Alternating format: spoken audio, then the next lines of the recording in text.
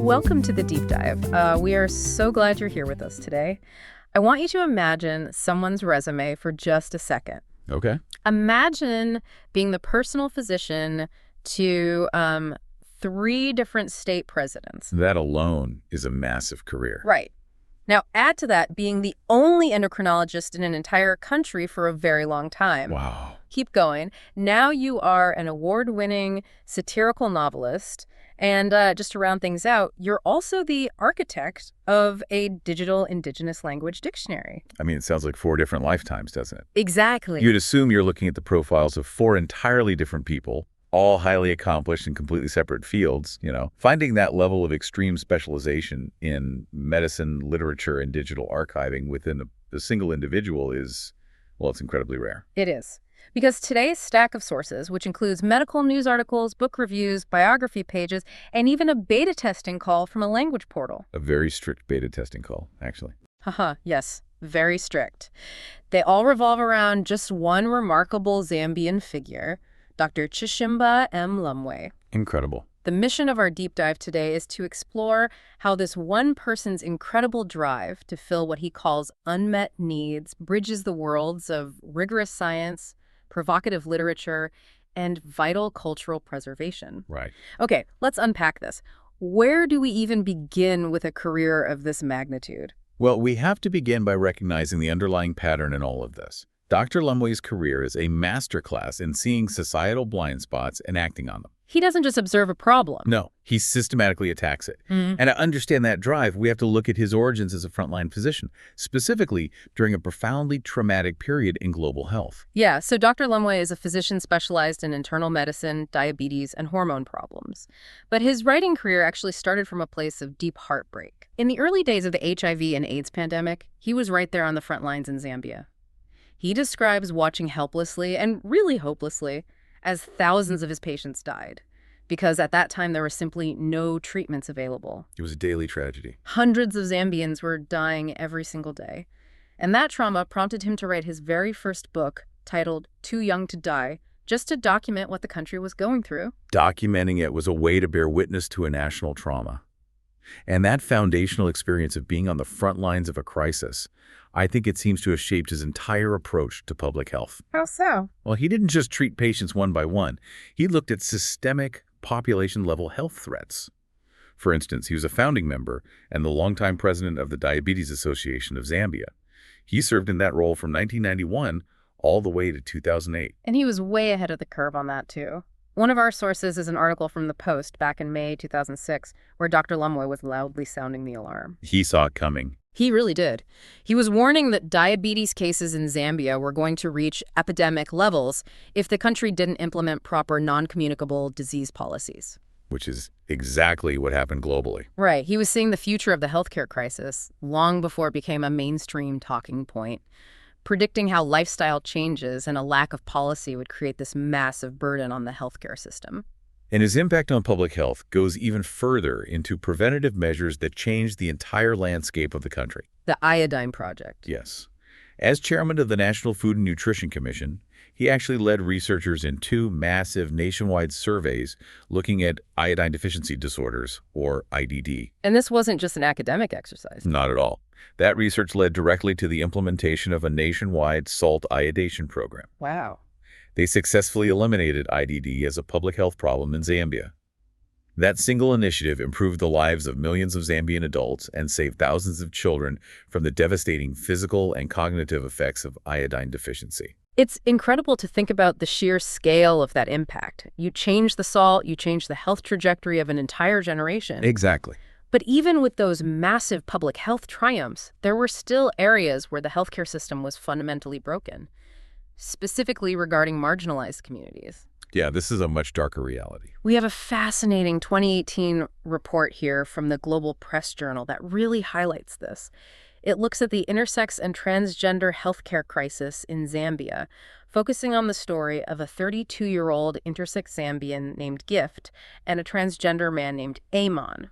Both of them ended up resorting to self-administering unprescribed testosterone. Which is so dangerous. They were either buying it from South Africa or using fake prescriptions to get it locally. If we connect this to the bigger picture, You have to understand the legal and social context in Zambia. Being gay is illegal there. Right. And unfortunately, society often conflates sexual orientation with gender identity and sex characteristics. They treat it all as the same thing. Precisely. Because of this conflation, intersex and transgender individuals face severe stigma and the very real threat of arbitrary arrest, simply because people assume they are gay. So seeking medical help for gender-affirming care or hormone therapy for intersex conditions is fraught with social and legal danger. And the medical reality for Gift is just staggering. When Gift was born, the doctors told his mother she had to pick a sex right then and there, so she raised him as a girl. But Gift identifies as a man, and his internal reproductive organs are male. Yeah. He needed testosterone therapy, which requires very careful doctor supervision. He spent years and thousands of kwacha trying to get that supervised care. A huge financial burden. Massive. We're talking 800 kwacha just for an initial test. And then almost 5,000 kwacha tied up in appointments that the hospital just kept rescheduling without explanation. It's a wall of bureaucracy. It was too costly, too cumbersome, and he eventually gave up on the formal system out of pure exhaustion. When the formal system becomes that inaccessible, people are forced into dangerous alternatives. And this is where Dr. Lumbwe's voice in the report provides a vital medical caution alongside a systemic critique. He explicitly warns about the severe dangers of using unprescribed, unmonitored hormones. Yes, we are talking about the risk of liver damage, dangerous blood clotting, abnormal growth, and even aggressive behavioral changes. But he points out the structural void creating this situation. The fact that there's no one to go to. The systemic failure is that for a very long time, Dr. Lumbwe was the only trained endocrinologist in the entire country. But how does one single doctor even begin to address a nationwide systemic gap like that without burning out? I mean, we are talking about an entire nation relying on one person for complex endocrine issues. The reality is that one person can't. The system simply buckles. The health systems were, and in many ways still are, completely overwhelmed. Patients like Gift and Amon are slipping through the cracks, not just because of stigma, but because the highly specialized medical infrastructure barely exists. It's another massive unmet need. Exactly. It's fascinating that the same meticulous attention to detail required to balance a patient's hormones or organize a nationwide iodation program is the exact same energy he channeled into his next endeavor. It really is a seamless transition for him. We've established he's this incredibly busy, pioneering doctor, but somehow he managed to write full-length novels, satires, and short stories. And he didn't just dabble. No, he has won 3 Ngoma Awards, which are a massive deal in the Zambian art scene. He won one for his 2019 book Sundu, and then 2 more for subsequent books. It highlights his belief that throwing light on dark areas isn't restricted to medicine. Treating the physical body is one thing, but treating the social or historical body requires a different medium entirely. Literature becomes another tool in his diagnostic kit. Beautifully put. Let's look at his 2022 Ngoma Award-winning book, Not My Brother's Keeper. We have a review of it by Expendito Chipalo from the Daily Nation. The book is literary fiction based on actual events that explores the transatlantic slave trade, but specifically from an African perspective. And the reviewer points out that the book asks some really hard, uncomfortable questions. Yeah, it looks at the complicity of African chiefs in the slave trade. It dives into the roles played by Arabs, the Portuguese, the French, and even Denmark. Denmark is a country you rarely hear mentioned in these historical discussions. Right. But what makes the book particularly unique, according to the reviewer, is its appendix. Chipalo describes it as a literal walk through the museum of the slave trade. It doesn't just leave the history in the past. It actively connects those historical atrocities to modern societal issues, specifically looking at the United States. It connects the legacy of slavery to modern dysfunctional American society, the lasting impacts of Jim Crow laws, and the ongoing issues of voter disenfranchisement. It's a sweeping historical analysis tacked onto a work of fiction. And the appendix also highlights the chilling role of religion in all of this. It details how the main Abrahamic religions justified the trade. It even mentions how an abridged Bible was given to Black people to convince them that God created them solely to be hewers of wood and drawers of water. It's a heavy, deeply researched dive into historical blind spots. It really is, but then he pivots again. Here's where it gets really interesting. His 2023 Ngoma Award-winning book is a pure, biting political satire. Yes. It's called Ruminations. Politicians everywhere, but hardly a statesman in sight. Yeah, before we dive into the details of this specific book, we need to make something very clear to you, the listener. The sources we are discussing contain politically charged content analyzing Zambian and African politics. Yes, absolutely. We are neutrally reporting the contents of Dr. Lumbwe's book and the review written by Mwizinj S. Tembo. We are not endorsing these viewpoints or taking any political sides. Our goal is simply to convey the ideas exactly as they are presented in the original source material. With that context, let's look at what the book actually does. The reviewer notes that Dr. Lumbwe entirely abandons the traditional chapter format. Right. Instead, the book is structured as 12 ruminations, followed by a postlude of 18 things that quote-unquote do not make sense. It tackles the entire Zambian and African political culture over the 59 years since independence, spanning 7 different presidents. He uses humor and satire to dissect some very serious systemic issues. For instance, he has Rumination 1, which tackles the issue of nepotism. Oh, I love the title of this one. He titles it, "Blood is thicker than water, but not thicker than opaque beer." Yes. He challenges the reader to put themselves in a president's shoes, asking who you would genuinely trust to keep your skeletons in the closet. The cynical logic being, if you don't fill those posts with relatives, someone else will fill them with theirs. Then there's Rumination 6, which asks why politicians always think it's their time to eat once they get into power. A very common phrase in political critique. Yeah. But my personal favorite structural choice is in Rumination 10. He literally uses charts, graphs, and mathematics to explain human politics. He introduces what he calls Theorem 10. This is great. This theorem mathematically posits that the reason our politics are so terrible is simply because there are more male psychopaths in the world than female ones. It's a fascinating approach because it uses the analytical framework of a scientist. Theorems, variables, logic, and applies it to the sheer absurdity of political behavior. It's brilliant. And Tembo, the reviewer, makes a really crucial point about this.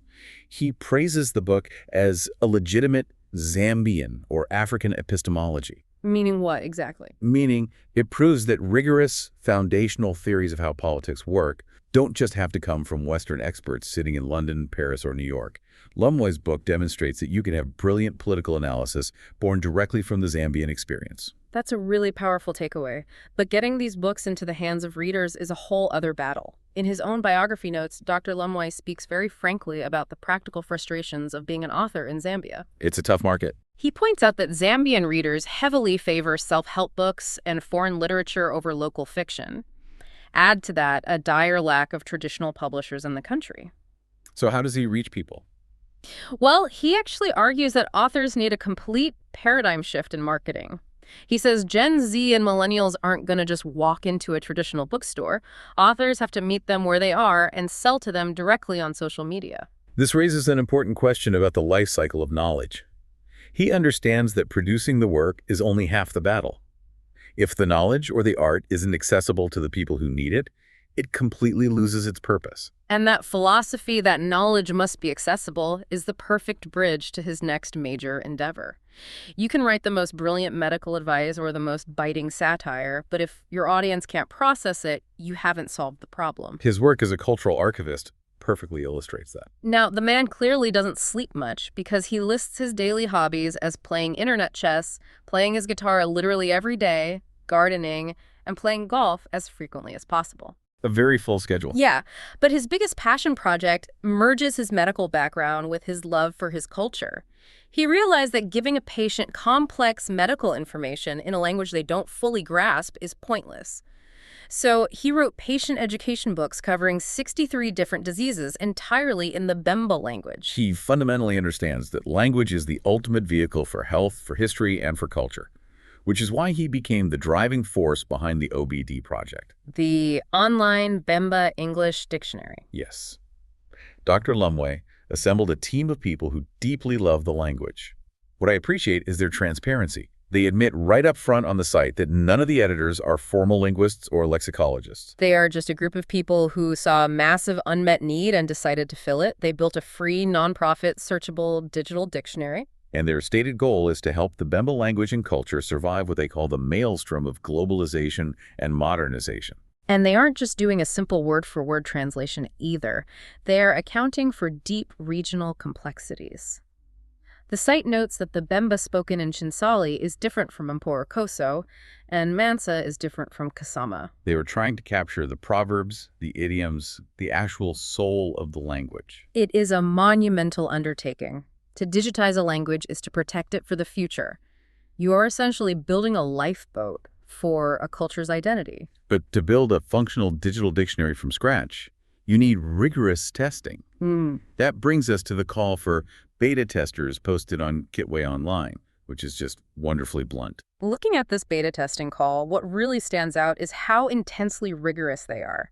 They put out this call saying the dictionary is almost ready for public launch, but they need a small group of dedicated beta testers. And they make it very clear they do not want your praise. No, they aren't looking for casual fans or people who are just going to click around for fun. They want serious builders. They're asking people to test the search functions, check the plural forms, verify the grammatical designations, and offer brutal, constructive criticism. They literally challenge the users to try to break it. It shows how seriously they are taking the structural integrity of this project. They know that if this tool is going to serve students, researchers, and the Zambian diaspora for generations, it has to be structurally sound. Because a broken search function isn't just a bug, it's a barrier to a cultural artifact. Exactly. Let's take a step back and look at the whole picture. We have a man who saved millions of lives through a national salt iodation program and warned a nation of an impending diabetes epidemic. We have a doctor who advocated for marginalized intersex and transgender patients when he was the only specialist available to them. We have a novelist who challenged historical narratives of slavery and satirized decades of political dysfunction. And we have an archivist who is digitizing an indigenous language to protect a culture from fading away. So what does this all mean? What's fascinating here is that despite how different these achievements seem, they all stem from a single unified life philosophy. Right. Dr. Lumbwe's entire worldview is based on simply identifying holes that need filling and then having the audacity to fill them himself. He never waits for someone else to solve the problem. He just figures out what tool is required. Whether that tool is a stethoscope to balance hormones, a pen to rewrite historical narratives, or a line of website code to preserve a dialect, and he gets to work. It's the ultimate rejection of the bystander effect. He doesn't look at a broken system and say, wow, someone should really fix that. He says, I guess I have to fix that. And that takes an incredible amount of willpower. It really does. Which brings me to a question I want to leave with you listening to this right now. Dr. Lumbwe looked at his world, and he saw missing endocrinologists, he saw forgotten history, and he saw disappearing languages. And he stepped up to fix them. If you look at your own community, your own industry, or your own daily life through that exact same lens, what is the obvious glaring gap that everyone else is just walking past? And what would happen if you simply decided you were the one to fill it?